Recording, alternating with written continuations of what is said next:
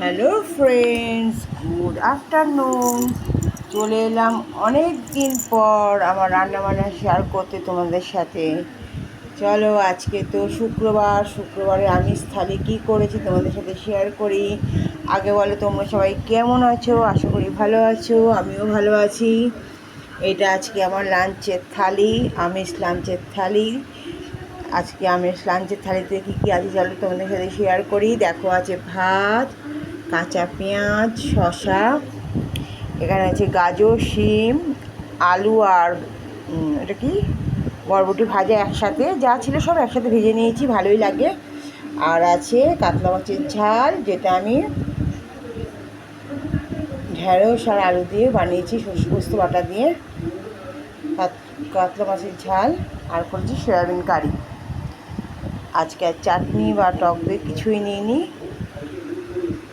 এই হচ্ছে আজকে আমার দুপুরের আমিষ লাঞ্চের থালি। তোমাদের খাওয়া গেছে কিনা অবশ্যই কমেন্টস করে জানিও, আর কি কি খেলে অবশ্যই জানিও। সয়াবিন কারিটা একটু বেশি করেই করেছি, রাতের রুটি দিয়েও খেতে পারবো। বড়মশাই তো অফিস গেছে, এটা আমার লাঞ্চের থালি, ছেলেকে খাইয়ে দিয়েছি আগেই।